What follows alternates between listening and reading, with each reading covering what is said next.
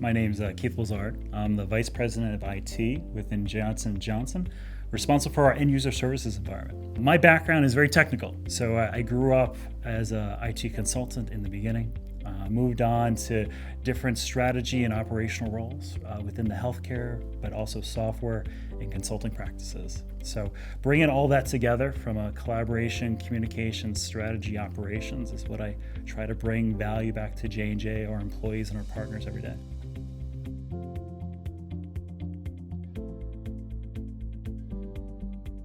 So if you look at the personas within J&J, it's many different variations. So if you think of the traditional office worker, trying to do different Excel configurations, programs to manage the finances, or what we do to run from a back office perspective. But then you have some amazing, brilliant individuals who are trying to identify and find the next types of treatments for J&J. So how can we build the next type of medicine or medical device to be able to provide value back to the billion people that we touch on a day-to-day basis? Along the way, there's everything from lab, manufacturing, distribution and warehouse officers. So 40,000 people just are across the edge around the globe that are building the products that then we deliver and actually to the patients themselves and consumers. So what's interesting about this is that at any one period of time, you'll have so many different personas and scenarios that we need to provide value to. Every day is a little bit unique, and trying to provide a common set of expectations for all these users across these different variances is what keeps us busy, and with us within J&J, and definitely our partnership with Atos every day.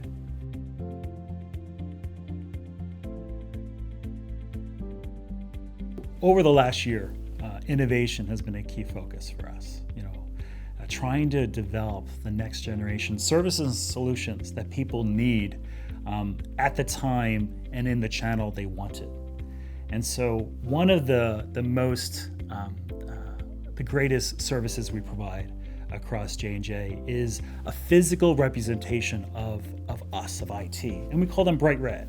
And these are our tech bars that we have across 40 plus different locations across the globe. And people love these capabilities. One, because they're very visible. There's actually a physical bar branded bright red where we have our technicians there to answer questions when people want it. The challenge for us is, how do we extend that? How do we extend this physical presence down to other areas that might not have the same number of people to be able to justify it? So a lot of the innovation this year is extending those types of touch, those hand-to-hand conversations with people into now a virtual session. And so one of the things we're doing now is around virtual bright red. So how do we create a virtual version of that, still with the physical presence, where people are able to get the one-on-one support they need?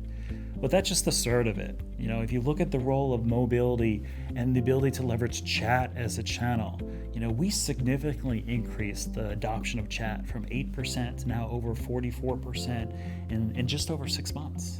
So we're able to actually drive people to leverage the channel they want, and they prefer different ways to be able to get to their answer faster and quicker. And chat's been a great adoption of that.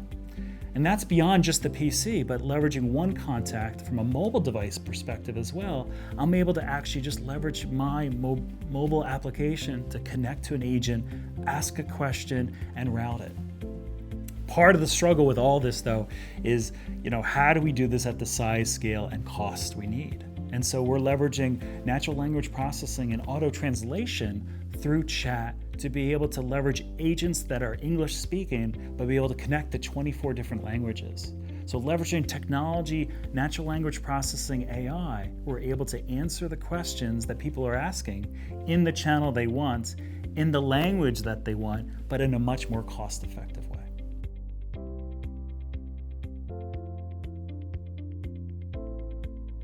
As you start your transformation within the end user space, there's a few key areas that I'd give recommendations for all of you to think about. One is, don't be afraid of innovation. Don't be afraid of trying different capabilities, tools, and mechanisms. The capabilities that exist today are amazing. It's exciting to see everything from cognitive services, automation, API, all these amazing capabilities are now at your toolbox in order to implement. So first thing is start. Second thing is measure. Make sure that you have your data, your different analytics ready to understand what's actually happening. Too often within the end user space, probably more than anywhere else, people actually don't know what's happening to your end users. Are you deploying things effectively? Are they using it? Just because you give somebody something doesn't mean they actually, one, use it and get value out of it. So how can you build out those mechanisms and insights back to your users to see, do they like what you're providing to them? Lastly, be open to change. Having the flexibility of different offerings, services, and capabilities is tough. I know from an operational perspective, when you add on new capabilities, you need to build it, you need to plan, you need to be ready for the operational aspect of it. Be open to that. The first answer for colleagues and IT associates in general shouldn't be no. It should be how and why and how we could do this together. So we could be a yes type first approach versus always saying no.